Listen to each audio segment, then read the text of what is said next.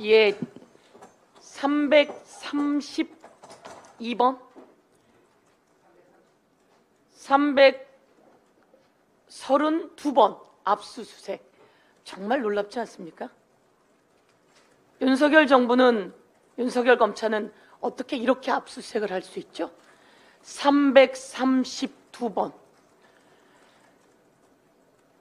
얼마 전입니다. 윤미향 의원 일이 있었습니다. 위안부 할머니들을 위한 운동을 그렇게 오래 해왔던 내용을 모두 다 부정하는 검찰의 수사가 있었고, 국힘 곽상도 의원 등이 엄청난 공격을 해댔습니다. 그런데 모두 무죄가 났죠. 그런데 말입니다, 당시에 위안부 쉼터 소장님이 세상을 떠났습니다. 왜? 위안부 쉼터에 압수수색이 들어왔기 때문입니다. 자기가 위안부 할머님들을 위해서, 민족을 위해서 이렇게 살아온 온 삶이 부정당했다며 생명을 던졌습니다. 그렇게 열심히 착하게 선하게 좋은 일만 하면서 헌신적으로 살아온 사람은 검찰이 한번 와서 압수수색하면 자신의 모든 삶이 부정당했다며 목숨을 잃는 게, 그게 검찰의 압수수색입니다. 검찰의 무도한 압수수색으로 얼마나 많은 사람이 세상을 떠났습니까? 검찰은 이런 식으로 압수수색하면 안 됩니다. 이재명 대표에 대해서 332번, 국민 여러분, 이게 말이 됩니까? 332번 이재명 대표가 안 아플 리가 있습니까? 이재명 대표 가슴이 찢어지지 않을 리가 있습니까? 주변에 압수수색당한 그 수많은 사람들이 지금 어떻게 살고 있을지 상상이나 가십니까? 저는 더불어민주당 당사에 검찰이 압수수색 왔을 때 그 당사 현장에 갔습니다.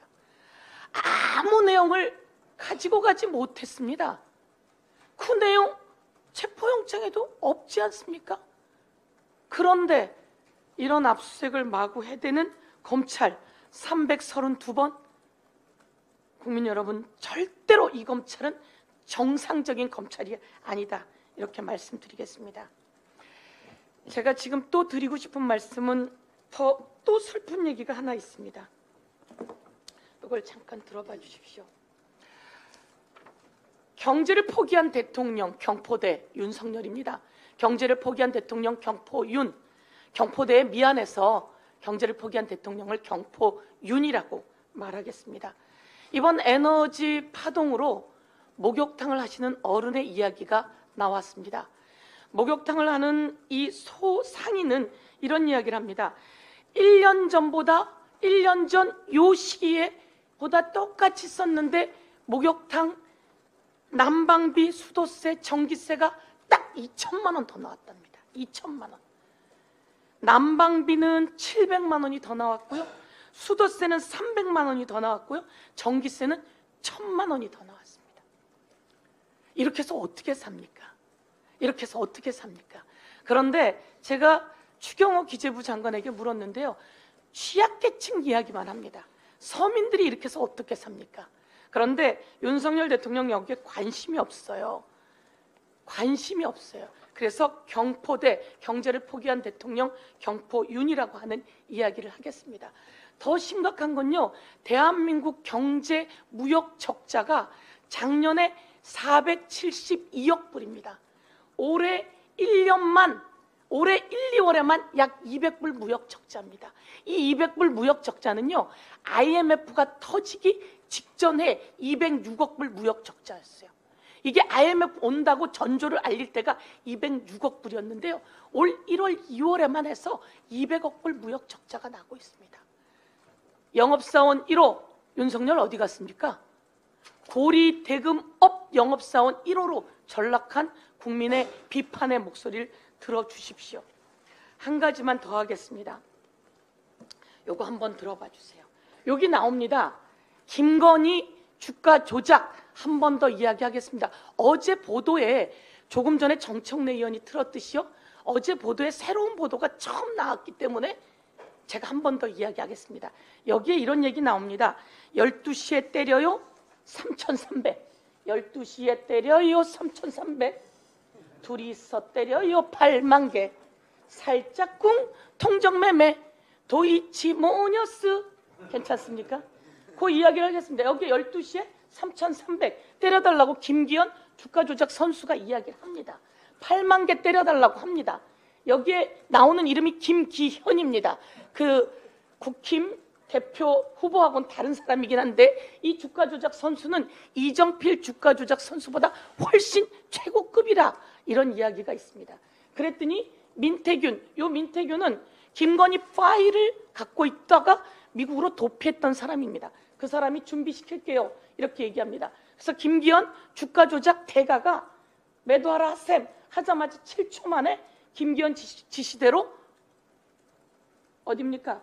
김건희에게서 8만 주가 매도가 됩니다. 이 내용이 다 나온 내용인데요. 이런 내용을 하다가 하나가 더 나옵니다.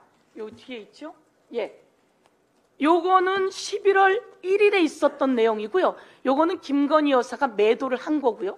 요거는 김건희 여사가 사는데요. 아까 말했던 살짝쿵 통정매매, 그게 바로 여기입니다. 통정매매. 누가 파냐면요, 김건희 엄마가 팝니다. 김건희 엄마가 팔고요, 주가 조작 임원인 연모 씨가 파는데요, 연모 씨하고 김건희 엄마가 파는 걸 김건희가 삽니다.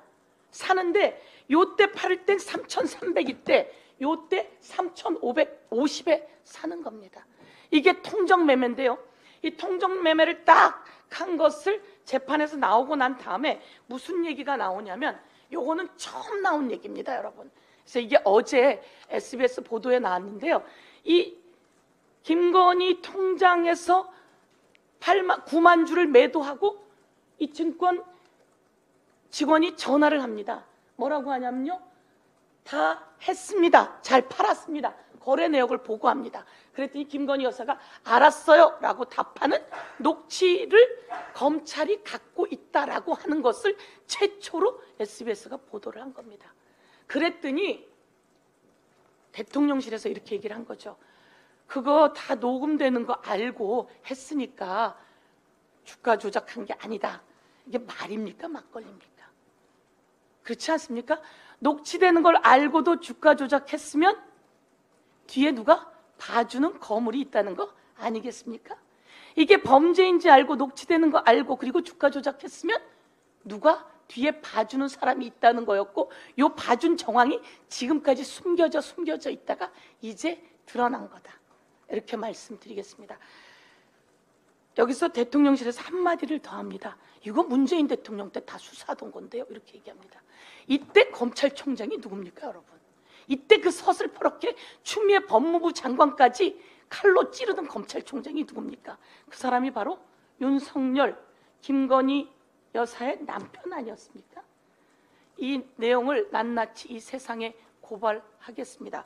도이치 모터스도 마찬가지로 윤석열, 김건희 게이트다, 이렇게 말씀드리겠습니다. 이상입니다.